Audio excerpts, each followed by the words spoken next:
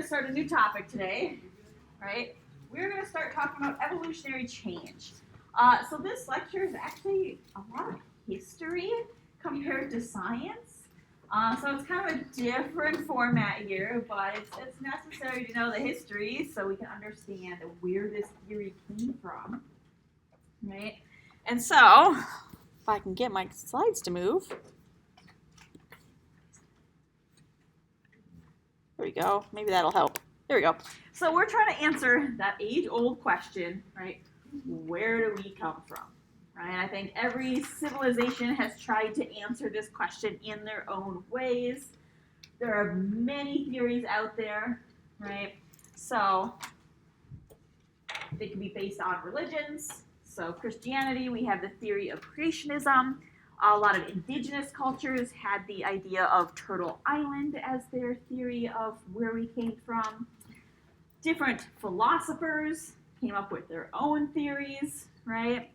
And then we have science. Science trying to explain where we came from. And so from science, we're going to look at the evolutionary perspective, right? This is a very cliche example you see a lot of times when we talk about evolution.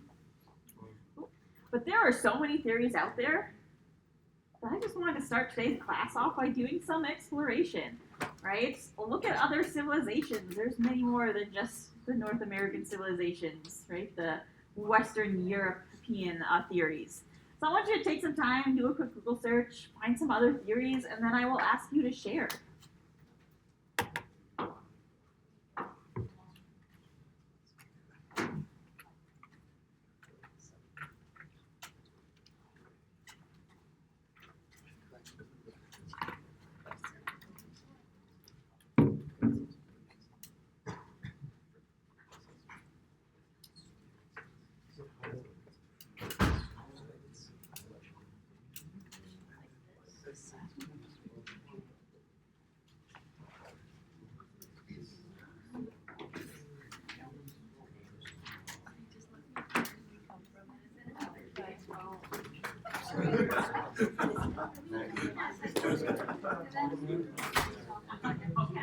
I mean, it's a theory, right? After around 2 million years ago, long before the modern humans known as Homo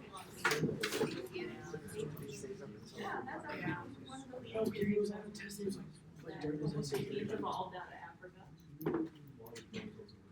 Oh yeah, see, look, here's the name for function.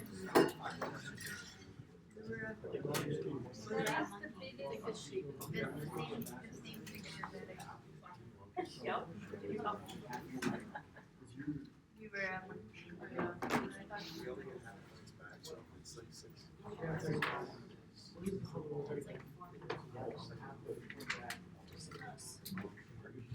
What theories are we finding?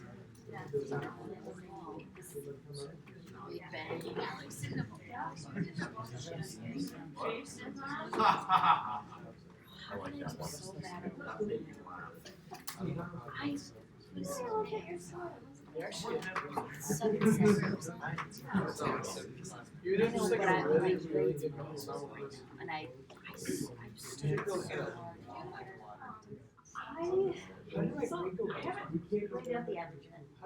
Last year, the average in the class was like 80%. That's I know, but I need This year is going to be more.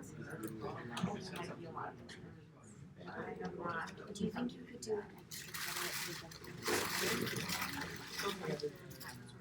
please? Like, I mean, it can, huh? Technically not high. Please. I love doing it. You're so fun. Well, then you love the content.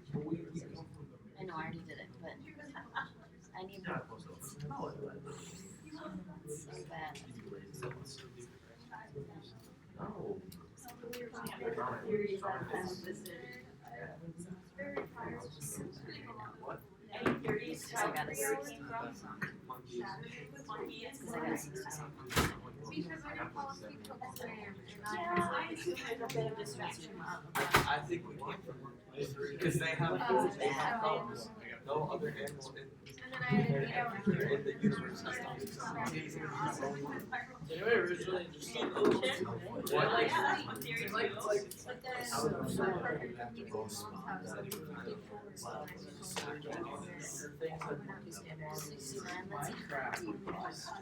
I mean, No, I mean, Asian Well, I did get 8 hours, but like, It's it's what's more like one not option bad. broke off about evolution. This week, Oh, they are providing.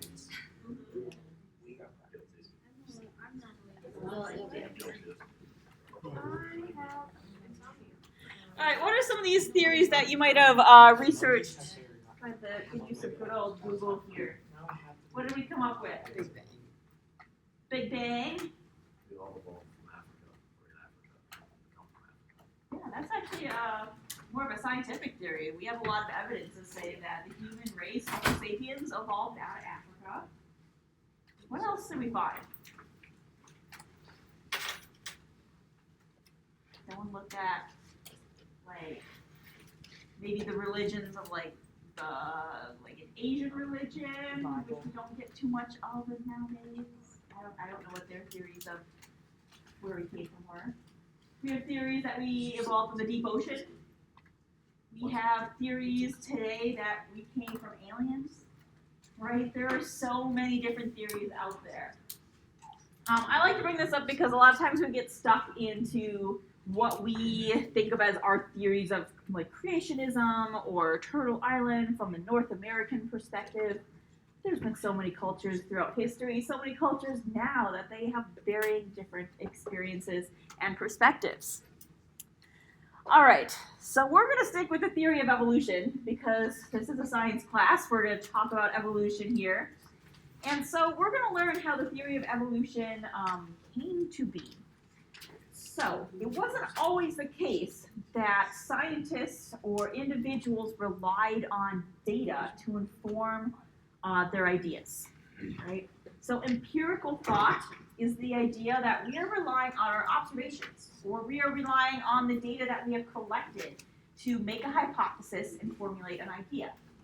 Something that's different from, say, like a spiritual point of view or a non-physical point of view, right? This idea of empirical thought wasn't around until about the 1600s, right? So if you think about the scale of human history, that's relatively recent that we started to shift our thinking towards empirical thought, right? So using data, using observations to inform our ideas and hypotheses.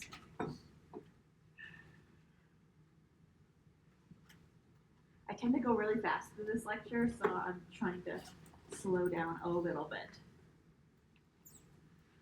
All right, so empirical thought, pretty crucial turning point in history, right? Another crucial turning point is this individual here, Charles Darwin, right? So he came up with the theory of evolution. What is evolution? And he did this by writing a book that is now pretty well known called On the Origin of Species by Means of Natural Selection. So he laid down the foundation for the definition of evolution, but the modern definition is a little bit different than what Darwin first speculated, simply because the modern definition includes allele frequencies, and in Darwin's time, that wasn't quite a thing yet. All right, so the modern definition of evolution is change in allele frequency in a population over time. All right, so we got to think back to the alleles, right, different versions of a gene, and we're tracing how those different versions of a gene are being passed down, inherited, how they show up in a population. Right, so he did a lot of the foundational work on getting us to this modern definition. Change in allele frequency in a population over time. And we'll define out what I mean by population, specifically population in science, a little bit later in this lecture. All right, but let's set the stage for how Darwin arrived at this conclusion. All right. So in the late 1700s, there's a small subset of scientists that started to challenge the idea that life forms were constant, that they never changed, right? One of these individuals was George Buffon, right? He actually said that populations of living things change over time, which is really similar to what Darwin eventually proposed. The reason why we don't know his name is because he wrote a set of books, 44 books long, that detailed out his ideas, right? This was not accessible, right? You had to read 44 books to understand his idea, right? So his ideas hid in this series of books, right? Imagine trying to study for one concept, right? And you have to read 44 books to do so. That's just, it's not practical, right? So even though he came up with a very similar idea as Darwin, right, it was kind of lost in history because it was just too many books to read. Another individual that helped set the stage was Jean Baptiste Lamarck, right? Lamarck proposed this idea that life on Earth evolves, right? So again, very similar to Darwin, except his idea was that life evolves by use and disuse of body parts. So essentially, we're going to go through this classic example of giraffes here. He had this idea of the inheritance of acquired characteristics, where it's behavioral changes that modify traits, right? And it's these behavioral changes modifying the traits, and then those traits are passed down, right? So classic example of the giraffe, right? He theorized that giraffes at one point looked similar to horses, right? Their necks were a little bit long, but not massively so. But these giraffes that looked like horses had to stretch their heads to try to reach the leaves that they need to eat, right? And so by the physical act of stretching their necks, right, this modified their trait so that their offspring grew up to have longer necks, right? And so then this next generation kept stretching their necks to reach the next highest leaves on the tree, right? So again, using the physical use of that body part, using their necks, right? And they pass that trait down to their offspring. So now we have giraffes with really, really long necks. All right, so this is what Lamarck proposed, right? That it was behavioral changes that cause the pass down of traits, right? That doesn't seem like a too far-fetched theory, right? It's similar to what Darwin's going to see. It's similar to what George Buffon proposed, right? But it's all about the behavioral changes that are passing down the traits. Very classic example of the giraffe. If you look at any textbook involving evolution, you will likely see this example. I would say make sure you know what Lamarck's theory is. I'm going through a lot of history here, and I'll try to tell you what I expect you to know. All right. There are other ideas around at the time that also influenced Darwin, right? These were ideas in geology, right? So there were two main hypotheses at the time about how the Earth was formed, right? Or what caused changes on Earth. One is catastrophism, right? Meaning that the idea is that the Earth is just 6,000 years old, and it's these large cataclysmic events like meteors hitting Earth, supervolcanoes erupting, that changed its geological structures, right? So meteor hitting Earth, volcanoes erupting, that's what's creating our mountains, creating our valleys, right? These large scale events, right? These events that happen pretty rapidly and have drastic changes. So this was the leading theory at the time, was this catastrophism.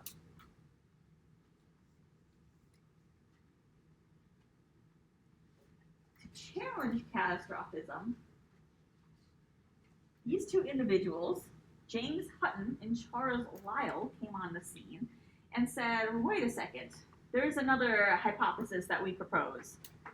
And they proposed the idea of uniformitarianism. Right? this is the idea that the Earth is very old, and it's not these sudden, large-scale events that shape the Earth's surfaces, but rather really slow geological processes. Right? So, for example, the Grand Canyon in the southwestern part of the U.S. here, right? That was formed by a river over thousands of years eroding at the sides of the canyon walls. Right? So catastrophism was this leading theory. Uniformitarianism kind of opposed this theory. And these are the two different theories that influenced Darwin as he started to think about the theory of evolution.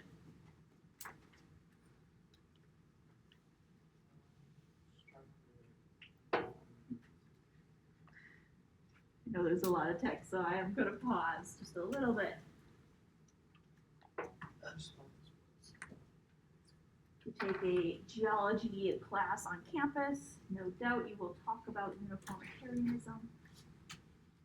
It's a leading theory today, but in Darwin's time, right, it was relatively new.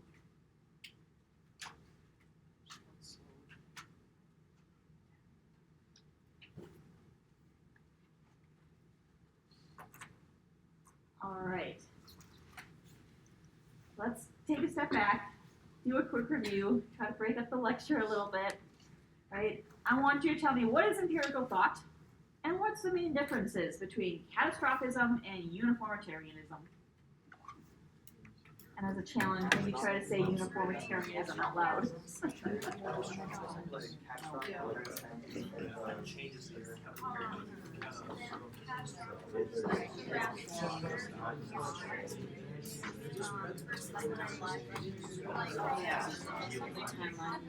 Like the one catastrophic was like boom, right there.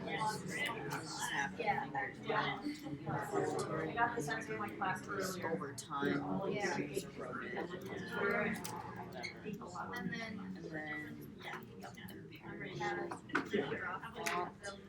Well, yeah, that worked. still working, still creating. Yeah. Yeah, an exam right after? Yeah. Yeah, I mean, it's like more, like more uniformitarian. Because like it was saying that like the Earth was 6,000 years. Like it's more than 6,000 years. Oh, I already know, 45. You got 45. What? Are you ashamed of your 45? Well, it's kind of like Fun fact, it's hard to believe the best. you got your best score ever. What about you? It's not even looking, yeah. Yeah, because I actually tried to But if we just just sat go there. you actually go on. Yes. What is your best score ever? You kind of idea about it. Happy? But I still got it. I still don't get how my grade Went down? Yes. Maybe went down. I not. wrote a grade down. It doesn't make any sense to me. All right, what is empirical thought? How would you define it? Like your observation or something instead of like seeing something physically. Yeah, it's based on like what you're physically observing or the data we're collecting rather than like a spiritual or non-physical idea. Yeah. What is the difference between catastrophism and uniformitarianism? A lot of his events changing was geological structure. All right, I think I heard major geological events, changing things pretty rapidly. All right, what's the difference between uniformitarianism? Slow geological processes. Yeah, the Earth is very old. All right. Any questions so far? We're gonna keep going. All right, so Darwin, right, let's go back to Darwin. He had all these leading theories at the time by other scientists influencing him, right? But Darwin's ideas were actually influenced mostly by his own observations. right? He had these influences, but he made his own observations. And he did this starting at age 22, so he was pretty young when he started his observations and when he went on this 5-year voyage, right? I can't imagine committing to a 5-year voyage at age 22, right?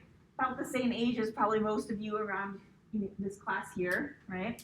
So 5 years, that's a 5-year commitment.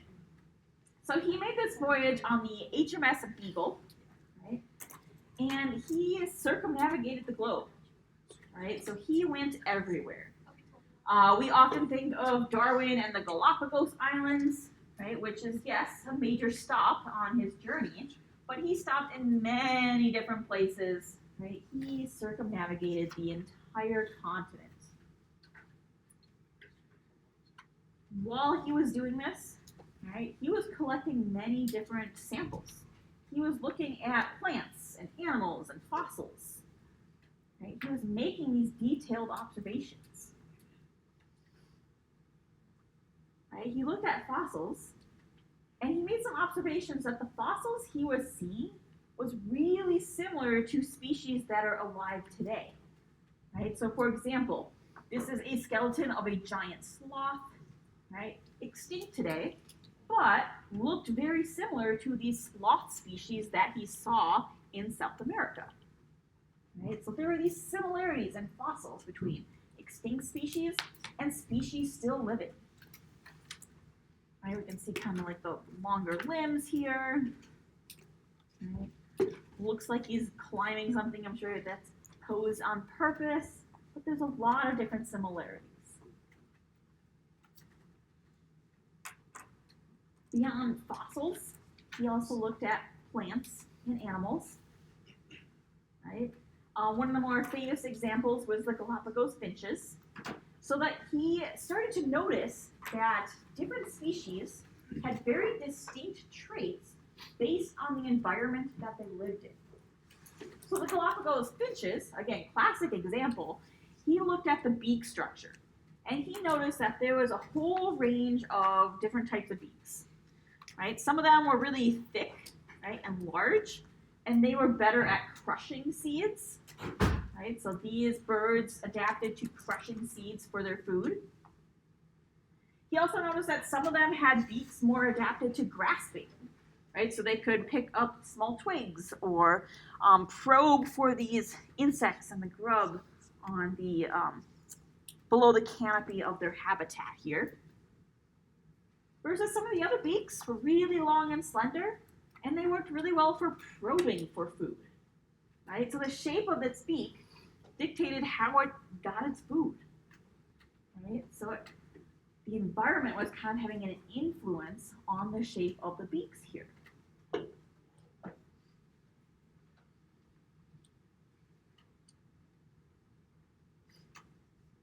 Many different beak shapes, all related to how they're gathering their food and surviving, how to better exploit their environment.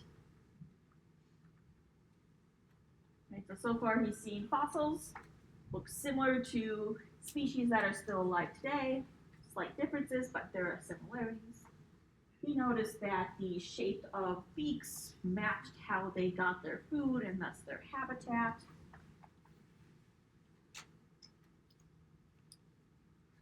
Right? He made that major stop in the Galapagos Island. Right? That's mostly what we think of when we think of Darwin, the theory of evolution. We think of the Galapagos. Right? Well, he noticed a few things when he was at that particular stop of his journey. He noticed that many organisms looked similar to the mainland. Not exactly the same, but similar. So, for example, we have the Galapagos tortoise here. Right? He had seen a tortoise before. He could look at this and say, that's a tortoise. But it's slightly different, right? It's a slightly different species. But they look really similar to things he had already seen and knew about. Same with, oh, there we go. Okay. Same with the iguanas, right? There's these iguanas that live around the Galapagos that actually dive underwater to eat, right? He recognized this as a species of lizard, right? It's similar to things that he already knew about. But at the same time, right, the Galapagos, it's a cluster of islands, right? He noticed that different islands have different species. All right, so for example, if we think about birds all across the different islands here, maybe each island had a different species of bird, or a bird that looked different from the birds on the other islands. All right, so again, he's making some of these detailed observations based on what he's seen, and he's noticing some patterns, some similarities. All right, I want to break up lecture a little bit. I know this is an easy question, but I want you to review. What did Darwin observe on his journey, right? And what idea was he kind of leading towards, or what idea are you now leaning towards that Darwin thought?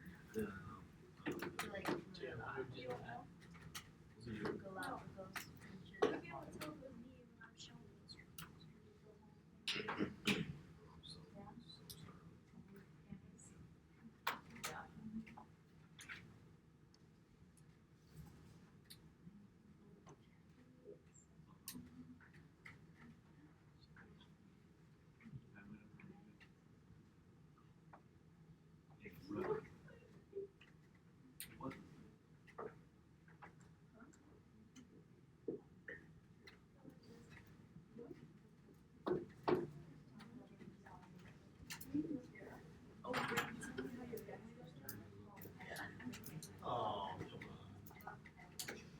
I was supposed to.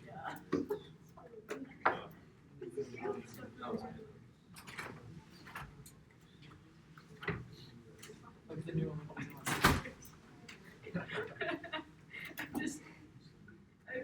Dude, so the cuties are cute. That's all I gotta say. I want them. No lie. I don't know who it is.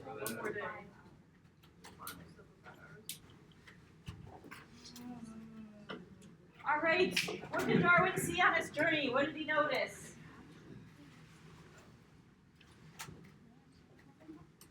Similar bone structures like fossils, or similar fossils that are similar to animals that live today. Yeah, he looked at fossils and saw similarities between extinct species and species living today. What else did he see? What type of organisms did he observe? We'll make it simple and we'll do like rapid fire. So we saw fossils, finches. finches, Tortoises, tortoises, iguanas, iguanas, sloths, right? He looked at a whole variety of species. He also looked at a lot of plants. Plants often get ignored in his observations, but they were also a critical part here.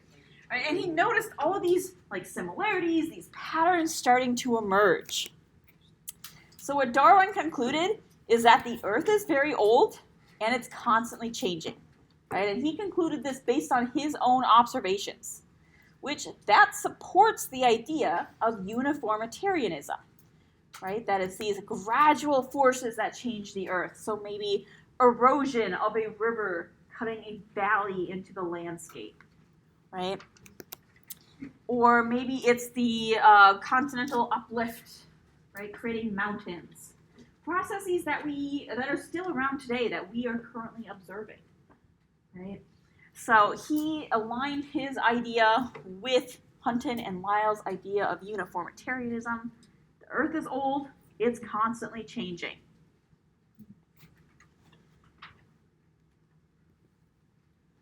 So let's put a timeline on how his theories came to the public. All right, in 1856, he started writing his book. Unbeknownst to him, there was actually another scientist doing some of the similar work that Darwin was doing. This was Alfred Wallace, right? And they ended up publishing their papers together because they came up with very similar ideas, right?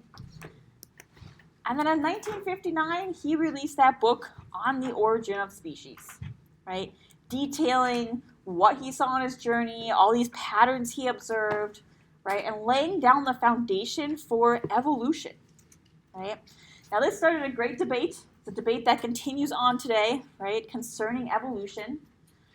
But his foundations of his observations really laid the groundwork for a lot of these biological concepts that we'll go on to talk about in the rest of this unit.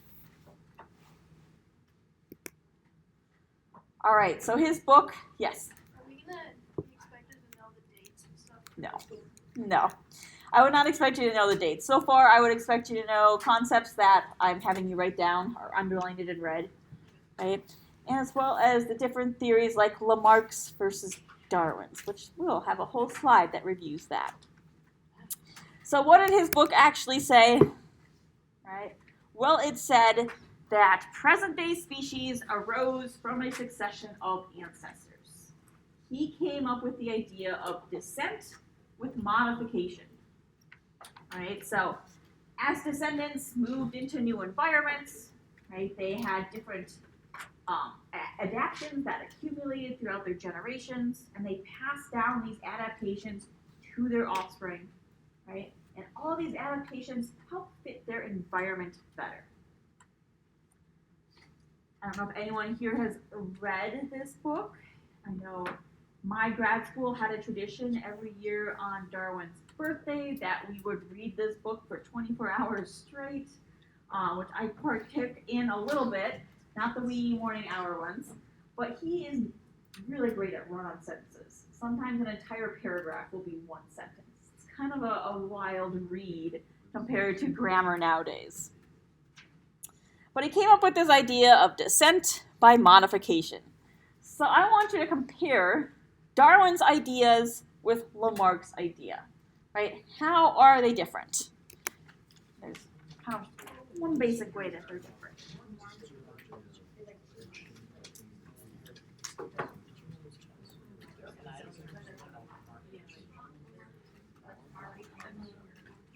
Lamarck's was basically them using if they used something versus if they didn't. And then Darwin's was basically just Okay, can someone tell me who Lamarck is? I got Darwin down. So they're kind of the same. Lamarck, he was the guy with the giraffes. Yeah, they're like it's a Oh, like, Okay. they evolved over time. Evolved over time, but what influenced their evolution? Certain things. Certain things? What are those things? Yes. Yes. So what about the organisms led to their evolution? They grew based on whether or not they stretched their necks. To get food. And then Darwin's just like.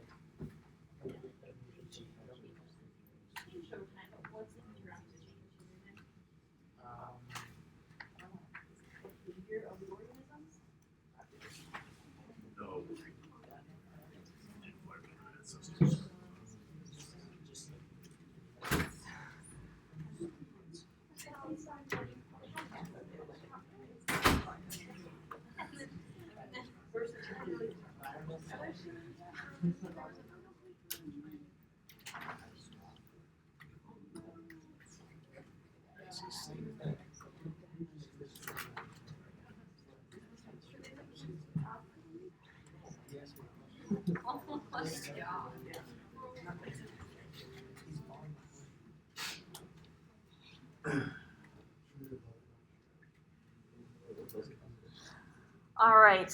What did Lamarck say influences evolution?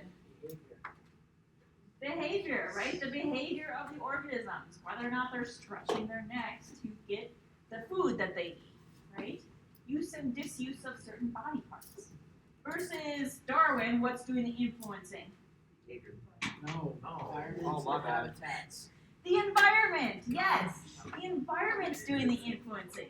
So rather than the organism, right, using or not using a certain part of their body, versus the environment around that organism influencing how that organism is adapting. All right, so behavior was Lamarck's theory, environment is Darwin's theory, right? And the environment is the prominent theory now, all right? So Darwin, he came up with that descent with modification, and one of the mechanisms by which we get descent with modification is through natural selection, right? So natural selection is this leading theory as to how different variations in alleles are passed down and how they're adapted to the environment. Now there are 4 principles that have to be met in order for natural selection to occur in a population. And these 4 principles are pretty crucial and could be definitely a question on an exam that I might ask, right? So this is your key. This is information you should know from this lecture.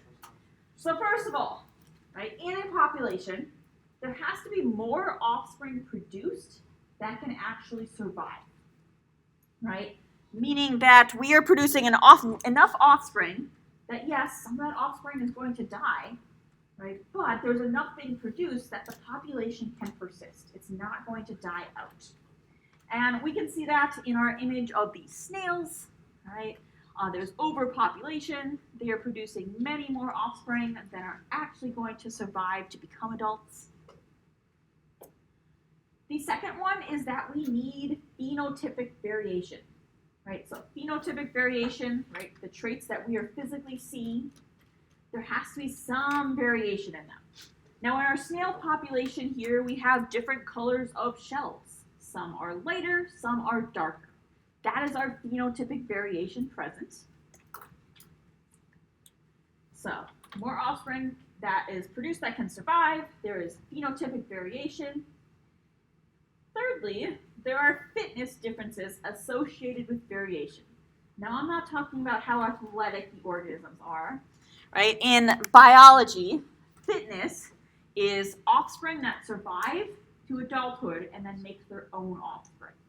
So essentially, the more offspring you produce, right, the higher your fitness level. It all has to deal with offspring, right? So if we, again, look at our snail population, right? We look at this middle population here, right? We have darker shells, we have lighter shells.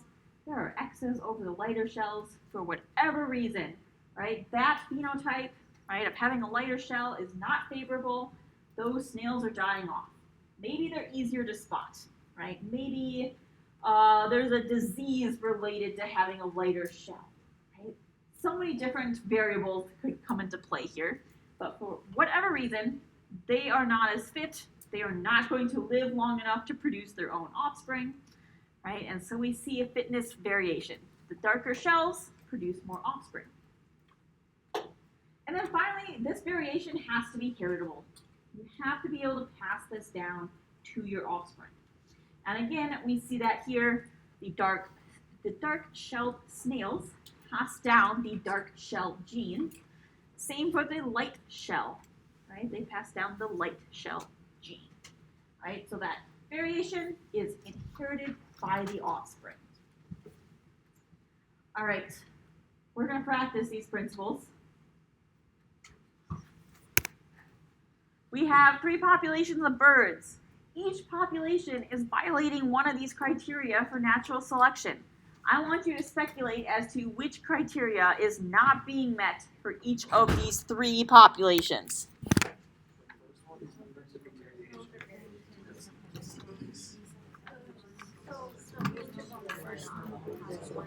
This one is Side by 2.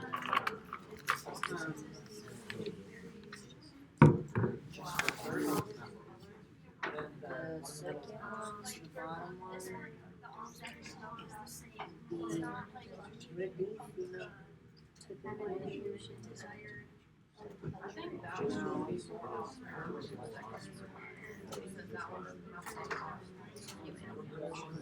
Third one would be the more It's offspring. not getting rid of like the There's not enough offspring. like in the snail.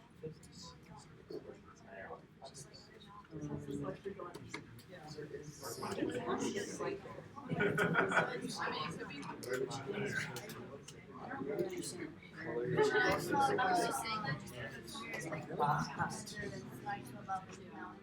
just also think it's the first.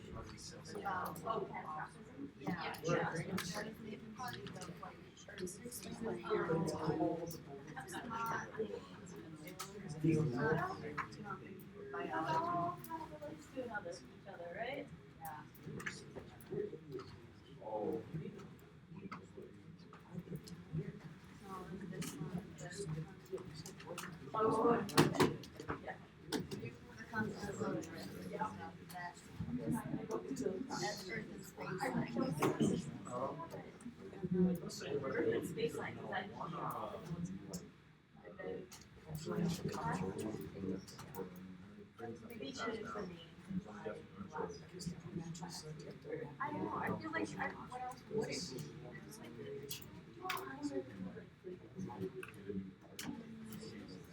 be? All right, we have 3 populations of birds. What criteria is this first population not meeting? Yeah, there's no variation present in the population. What about this middle population?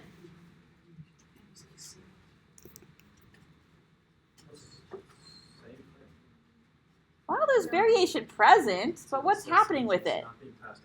It's not being passed down. Now, maybe it is a recessive gene and we're just not seeing it in this generation, right? There's some assumptions we have to make, but it looks like the variation is not being inherited. All right, our last population, what criteria is not being met? Yeah, there's not enough offspring produced. All right, so they're not producing enough offspring to keep the population going. Right? Eventually, that population is going to die out. Any questions so far? All right, I have a couple more slides before we get to the content check here.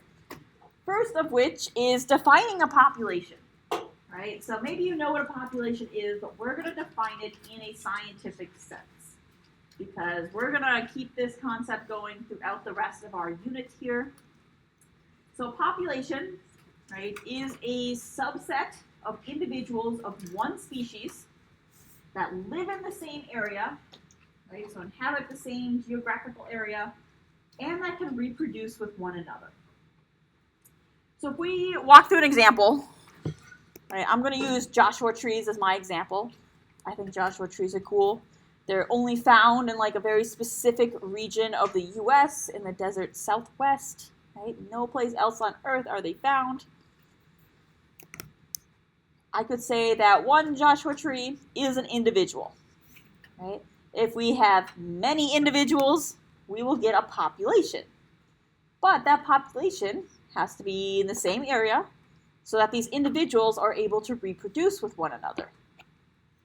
If I were to map out the population of all of the Joshua trees, right, I could put it on a map, and it would look similar to what you're seeing here. All right, kind of distributed in the Nevada, California, New Mexico area. But this highlighted in green is not a population according to our definition. Simply because if we were to zoom in on it, right, individuals in the northern part, maybe in this red population, are not able to reproduce with individuals in the southern part. Right? They're just too far apart for this to happen. So in this graph here, in this map, right, we have many different populations highlighted as different colors, right? And when they're in these different colors, that means they're able to reproduce with one another. So everybody in green can reproduce with one another, same with orange, right? They have that ability.